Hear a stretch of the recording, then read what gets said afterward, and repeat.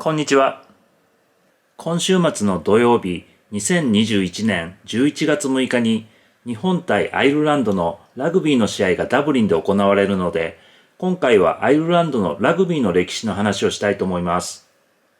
アイルランドのラグビー代表チームは、南側のアイルランド共和国と北アイルランドで一つのチームを作っていることがよく話題になりますが、実はラグビー同様、アイルランド島全体、つまり北と南を一つの団体で統括しているスポーツは数多くあります。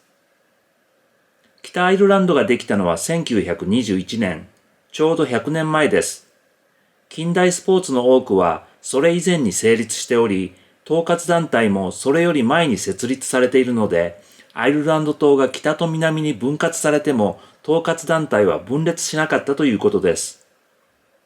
例えば、陸上、水泳、ボクシング、クリケット、スカッシュ、ボート、馬術、自転車、バドミントン、ホッケー、テニスなども一つの団体がアイルランド島全体を統括しています。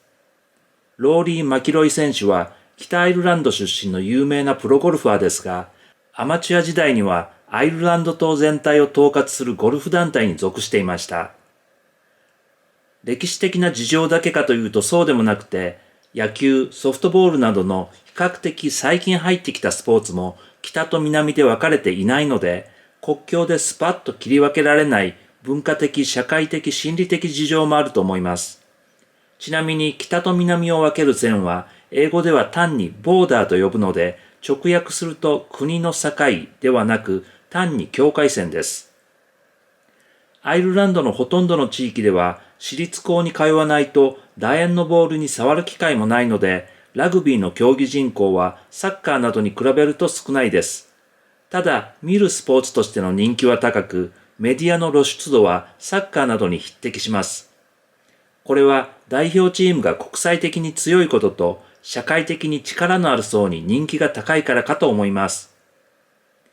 あらゆる階層の子供たちがラグビーにアクセスできる環境にある例外的な町はアイルランド西部にあるリムリックという町です。これには事情があります。アイルランドにはゲーリックフットボールやハーリングという国内ではサッカーやラグビーと同じくらい人気のある競技がありますが、これらのスポーツは GAA という団体が統括しています。もともとラグビーがアイルランドに入ってきたのは19世紀後半です。アイルランドに駐屯していた英国軍や大学で勉強して戻ってきた学生を通じてです。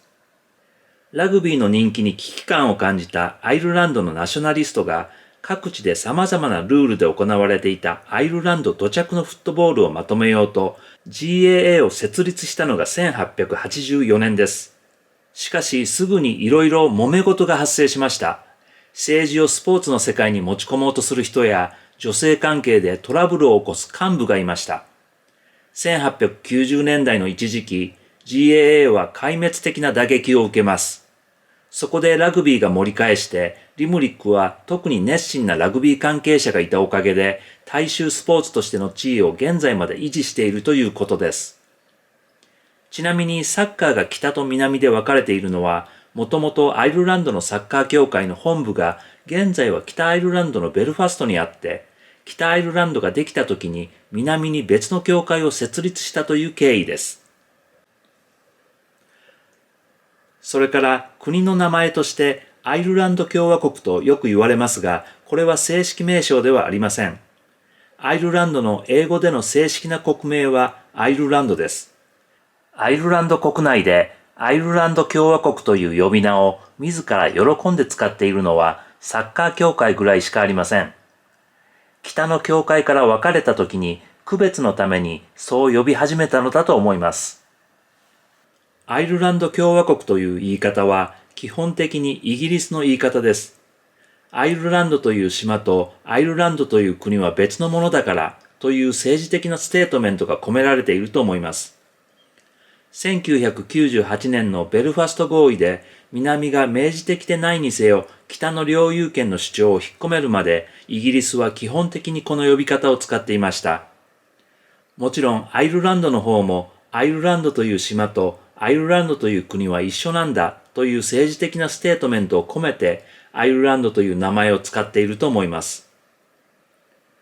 ラグビーのアイルランド代表の試合の前にアイルランズコールという応援歌がアンセムとして使用されるのをご存知の方も多いと思います。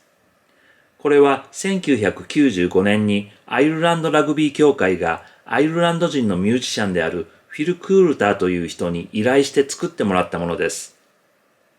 ではそれ以前はどうだったのかという話ですが、アイルランドが北と南に分かれた1920年代から30年代半ばまでは試合前は何の曲も流していませんでした。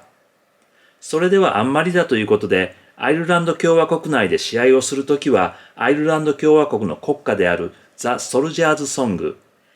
北で試合をするときは、イギリスの国歌である God Save the King を歌うことになりました。アウェーや中立地では曲は流さないというしきたりは残りました。ラグビーがプロ化され、ワールドカップも始まり、注目が集まる中で、中立地でも歌える歌をということでアイルランズコールができたのです。アイルランド共和国の試合ではアイルランド国歌とアイルランズコールが歌われ、それ以外の場所で試合をするときはアイルランズコールだけが歌われます。北アイルランドで試合をするときになぜ God Save the Queen を歌わないんだと不満に思っている人はいるかいないかというといます。ちなみに現在ではホッケーやクリケットなどアイルランド島全体で一つの代表チームを作る他のスポーツでも試合前にこの歌が歌われています。さて、アイルランドにはプロのラグビーチームが4つあります。レンスター、マンスター、アルスター、そしてコナハトです。アイルランドは4つの州に分かれていて、それぞれにプロのラグビーチームがあるということになります。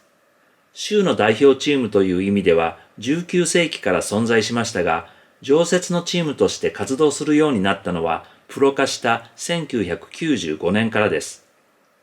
伝統的な町クラブや地域のクラブも健在で、アイルランドの国内リーグで活動しています。その中で一つだけご紹介します。リムリックのガリー・オーエンフットボールクラブは1884年設立の名門です。ボールを高く蹴り上げるハイパントまたはアップアンダーという戦術がありますが、イギリスやアイルランドではこのキックをガリー・オーエンと呼ぶことがあります。これは1920年代にこのチームがこの戦術を多用して成功したからだそうです。今回は以上です。ご視聴ありがとうございました。